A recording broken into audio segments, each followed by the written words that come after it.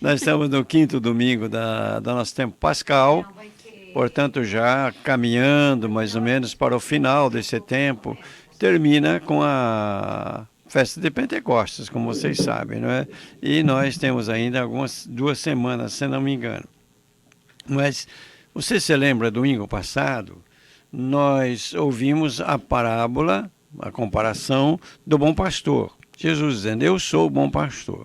Quando Jesus pregava, quando Jesus explicava as verdades de Deus, ele usava comparações da vida do povo.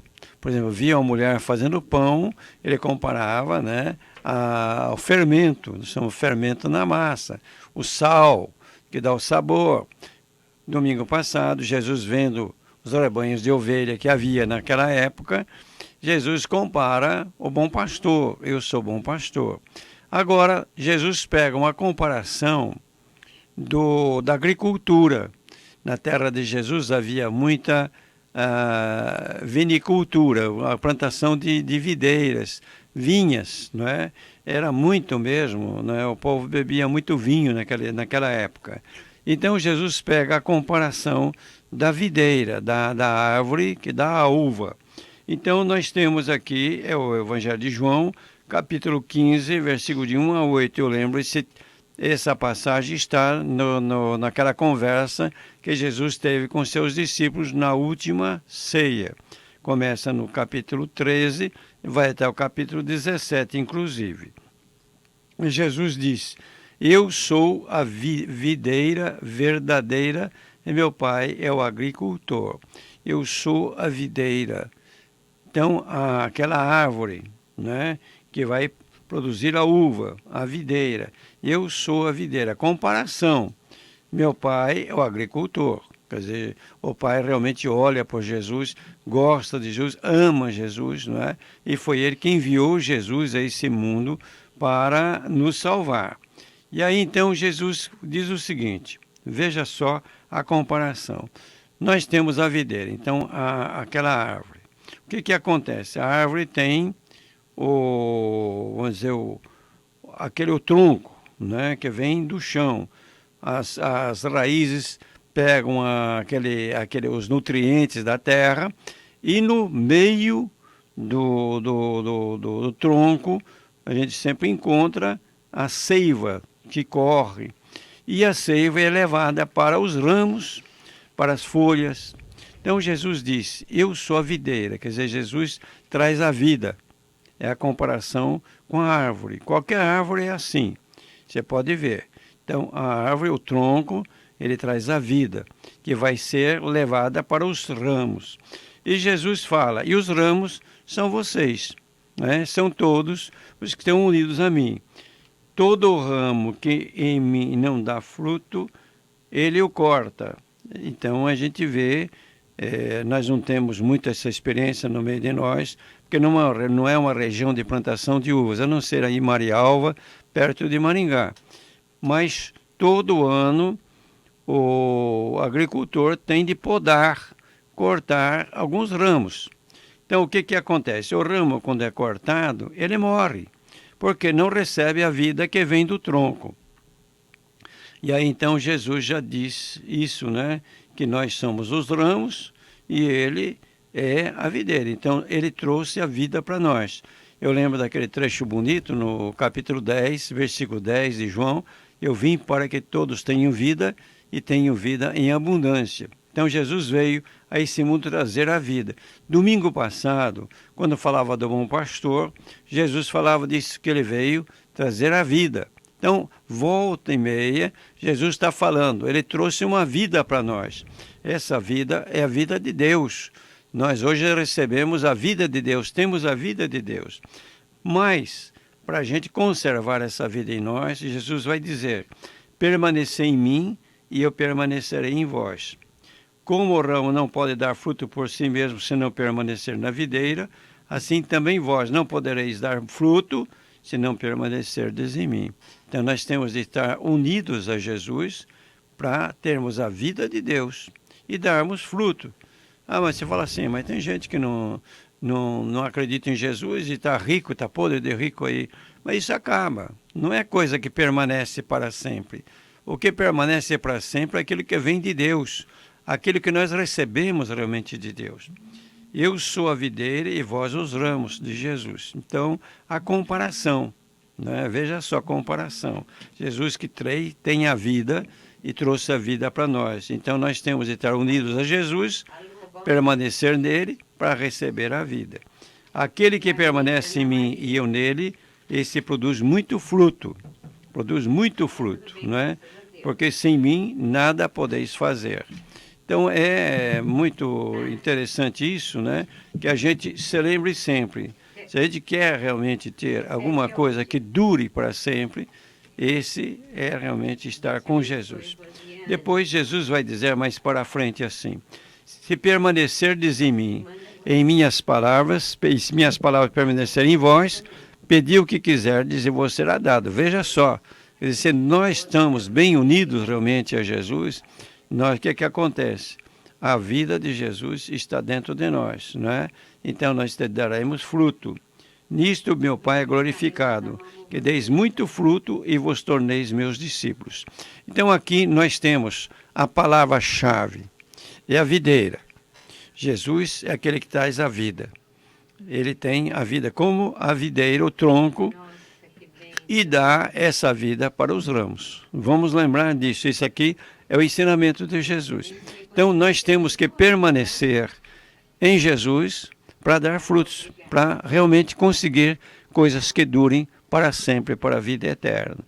Agora, você vai perguntar para mim assim: muito bem, então nós temos que permanecer com Jesus. Mas o que é permanecer com Jesus, né? O que é permanecer com Jesus? Então, permanecer com Jesus é seguir Jesus, ser discípulos de Jesus, vocês mulheres ser discípulos de Jesus. Isso que é permanecer, é Jesus ser a luz da nossa vida. E como é que a gente consegue isso? Nós temos a primeira carta de João, capítulo 3, versículo 18 ao versículo 24. É a segunda leitura. Isso aqui é muito bonito também. Então, São João vai dizer assim: filhinhos, ele é muito carinhoso, não amemos só com palavras e de boca. E tem gente que diz: eu amo a Deus, mas é só de palavra e de boca. Ele diz: não, mas também com ações e de verdade. Mas também não, ele diz: mas com ações e de verdade. Quer dizer, amar a Deus de verdade. E o que é amar a Deus de verdade? Ele vai dizer depois, né? Que são duas coisas: a fé e o amor. Veja o versículo 23. Este é seu mandamento. Qual é o mandamento de Jesus? Que creiamos no nome de seu Filho Jesus Cristo e nos amemos uns aos outros de acordo com o mandamento que ele nos deu. Portanto, você quer permanecer com Jesus? O que você tem de fazer? Crer realmente em Jesus Cristo. Esse crer realmente em Jesus Cristo é que Jesus se torne a luz da sua vida. Como é que você vive sua família? Como é que você vive com a sua família? É a luz de Jesus Cristo? São Paulo tem uma palavra que ele vai repetindo. Uma palavra não, são 3 palavras, né? Ele fala: em Cristo Senhor. Ou em Jesus Cristo, né? Então, você veja, Jesus tem de ser a luz da nossa vida. Nossos relacionamentos, como é que a gente relaciona com Deus, né? É a luz de Jesus Cristo. Como é que ele nos ensinou? O que ele nos disse? O que ele nos falou? Então, é seguir, é ter essa fé realmente em Jesus. Jesus entra na nossa vida. Mas, ele diz, não é só a fé em Jesus Cristo. E nos amarmos uns aos outros. Quer dizer, o amor fraterno, a caridade. Então, são as duas coisas para nós, veja só, para nós realmente permanecermos com Jesus, crer em Jesus Cristo e amar os outros, amar o próximo. Isso é muito bonito, porque realmente, se você crê em Jesus, ele é a luz da sua vida. Se você ama Jesus, você ama o seu próximo, porque é a maneira de viver a fé. E aí, então, a gente começa a perguntar: como é que nós estamos vivendo isso? Será que Jesus entrou realmente na nossa vida? Ou será que Jesus é somente de palavras, não é de verdade, como diz aqui, não é? Em ações e de verdade. Como é que ele entrou na nossa vida? E segunda coisa, quer dizer, em consequências, eu tenho de amar o próximo. Então, como é que você está vivendo a sua família, por exemplo? Como é que estão as relações entre vocês? Você, sua esposa, você, seu marido, como é que vocês estão se tratando? Vocês e seus filhos e os pais, os irmãos entre si.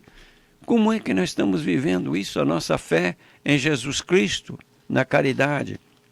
Olha, isso tem consequências, e tem consequências muito sérias na nossa vida. Agora, se a gente faz a religião somente assim, vem na missa, e o resto eu vou levando a vida como eu acho que deve viver. Aí então, meu irmão, minha irmã, não presta. Não presta. Isso não presta, não. Nós temos de lembrar, olha, permanecer em Jesus é realmente viver como Jesus nos ensinou. Seguir Jesus é um estilo de vida, é um modo de viver. Nós temos de pensar muita coisa na nossa vida. Pensar muito. Eu estou falando da família, mas não é só da família, não. Com relação aos outros, as outras pessoas, eu vou aí prejudicando os outros com palavras, vou brigando por qualquer coisa, vou guardando mágoas, vou guardando raivas, inimizades. Isso não é de Deus. Isso não é permanecer com Jesus. Permanecer com Jesus é realmente levar a sério a nossa fé em Jesus Cristo. E conforme São João diz aí, não é? Creiamos no nome de seu Filho Jesus Cristo e nos amemos uns aos outros. Você vai dizer para mim, mas isso aqui é um sonho, não é um sonho. Como é que a gente vai fazer? Nós, na vida, a gente às vezes se irrita com alguém, naquele momento fica com raiva e tudo mais. Aí São João, nessa carta mesmo, ele diz o seguinte, veja só. Aí está o critério para saber que somos da verdade e para sossegar adiante no nosso coração. Pois seu coração nos acusa, se a gente tem alguma coisa, né? Deus é maior que o nosso coração. Veja que palavra bonita de São João, né? Deus é maior que o nosso coração e conhece todas as coisas. Caríssimo, se o nosso coração não nos acusa, temos confiança diante de Deus. E qualquer coisa que pedimos, recebemos dele, porque guardamos seus mandamentos e fazemos o que é do seu agrado. Então, a gente às vezes na vida, é claro, a gente é de barro, como diz, né? Nós somos frágeis, mas Deus é maior que o nosso coração. A gente se voltar para ele, que Deus realmente é misericordioso. Então veja só, permanecer em Jesus, como os ramos no tronco para receber a vida. É o jeito de permanecer em Jesus, senão a gente olha, não dá certo. O que é permanecer com Jesus? São João aqui explica para nós. É crer em Jesus, colocar Jesus na nossa vida, é a luz da nossa vida. E amar o próximo. O próximo, nos amarmos uns aos outros. Então isso é permanecer em Jesus. Agora, é uma coisa interessante. Então a fé e a caridade. Vocês querem ver um exemplo de fé e caridade? É a primeira leitura, que é tirada dos Atos dos Apóstolos, capítulo 9, versículo 9, versículo 26 a 31. Então, capítulo 9, versículos de 26 a 31. O que acontece aqui, nesse trecho? Esse trecho, ele vem depois da conversão de São Paulo, né? Perseguidor, um homem violento, um homem mais correto. Ele achava que devia acabar com os cristãos. Vai lá em Damasco aprender os cristãos, quando vai chegando na cidade, Jesus se revela a ele. Isso muda a vida dele, porque ele se encontra realmente com Jesus. É um encontro mesmo. Então aí, ele crê realmente em Jesus, crê realmente. Paulo é um homem de fé. E aquilo não é somente de palavra, assim só, de boca, não. Paulo ele crê realmente em Jesus Cristo. E a vida dele se transforma. Ele tinha sido formado em escolas, largou tudo isso. Por quê? Ele realmente acreditou em Jesus Cristo. E o que acontece? Ele fica lá 3 anos em Damasco, começa a pregar a palavra de Deus, porque quem se encontra com Jesus não guarda só para si, sente a necessidade, é a caridade, o amor. Tem pessoas que não conhecem Jesus Cristo. Então precisa explicar para eles quem é Jesus Cristo, para que se encontrem também com Jesus, tenham essa experiência. É a caridade. E o que acontece? Ele vai para Jerusalém, né? Quando chega em Jerusalém, os cristãos de Jerusalém, a comunidade, começam a olhar de lado, desconfiados. Será que esse cara, assim, estava aí nos perseguindo, prenderam? Será que ele não está fingindo para pegar todos nós? Aquela desconfiança. Mas um homem, um cristão de verdade, chamado Barnabé, ele pegou Saulo, levou para os apóstolos e falou para ele: esse homem aqui é sincero. Ele, durante 3 anos, estava pregando lá em Damasco, é um homem sincero. Daí a comunidade aceitou. Mas Paulo, ele tinha fogo no coração, porque ele tinha fé, era um homem de fé mesmo, né? E ele sentia a necessidade de contar para os outros. E aí, então, contando para os outros, aqueles que tinham matado Estevão começaram a odiar Paulo e juraram matar Paulo como tinham matado Estevão. E aí, então, a gente começa a ver uma coisa que às vezes acontece nas nossas comunidades. O pessoal começou a ficar com medo. Falou: olha, se matarem Paulo, vamos ter outra perseguição que nem houve quando morreu Estevão. E aí, o que acontece? Eles resolveram se livrar do problema. Pegaram Paulo, levaram até Cesareia Marítima, e de lá ele foi para a terra dele, Tarso. Ficou 10 anos em Tarso, aquele homem que tinha fogo no coração, fazendo o quê? Ele tecia tendas, né? Passam 10 anos, aquele homem, meu Deus do céu. Né? Depois, Barnabé foi buscar para os dois serem os catequistas da comunidade nova que estava surgindo em Antioquia. Aqui a gente vê, não é? Às vezes as pessoas se convertem, as pessoas se encontram com Jesus, têm aquela fé viva, procuram viver a caridade e vão encontrando problemas. A vida de Paulo foi encontrar problemas, mas ele não desanimou. Ele realmente levou aquela missão e graças a Paulo, nós temos a igreja espalhada pelo mundo.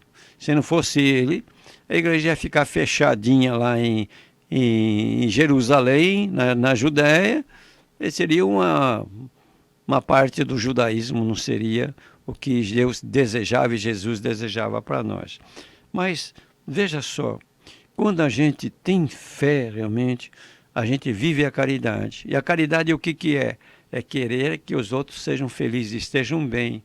E a coisa melhor para ser feliz é se encontrar com Jesus.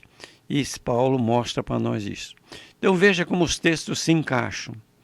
Jesus dizendo, veja o exemplo da videira. A vida dos ramos vem do tronco. Eu sou a videira, eu tenho a vida. Se vocês permanecerem comigo, vocês terão a vida, terão muitos frutos. Permanecer em Jesus, o que é? É crer em Jesus, é a fé, como diz São João, e amar o próximo. Aí está o que é permanecer com Jesus. E isso leva pessoas como São Paulo a realmente saírem de si e levarem a palavra de Deus para que os outros se encontrem com Jesus. Porque esse é o segredo realmente de nós encontrarmos a nossa felicidade. O Salmos 22 é muito bonito também, se aplica bem a Paulo, né?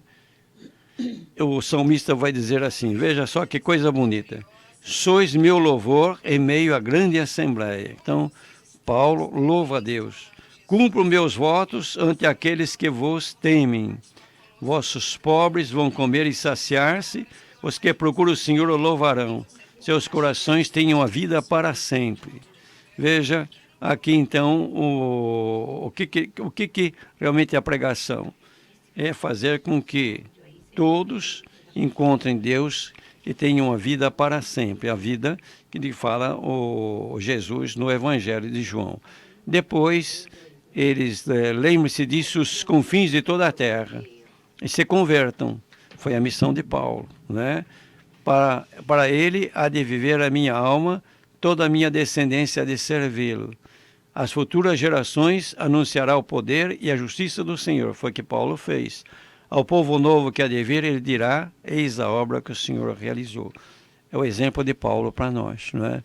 Então, é bonito esse domingo.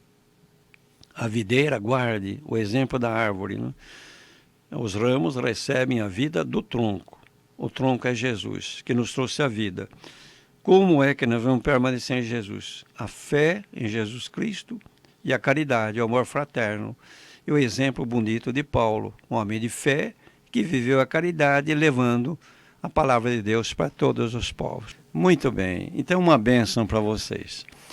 Nosso Senhor Jesus Cristo esteja diante de vós para vos guiar. Amém. Atrás de vós para vos proteger. Amém. E aos vossos lados para vos acompanhar. Amém. Pela intercessão da bem-aventurada sempre Virgem Maria, Mãe de Jesus e nossa mãezinha querida, de São José e de todos os santos, desça sobre vós a bênção de Deus Todo-Poderoso, Pai, Filho e Espírito Santo, e esta bênção permaneça para sempre. Amém. Um abraço bem grande para vocês. Obrigado. Obrigada, Dom Luizinho, para o Obrigado. senhor também. Um bom final de semana e um feliz Obrigado. aniversário. Obrigado.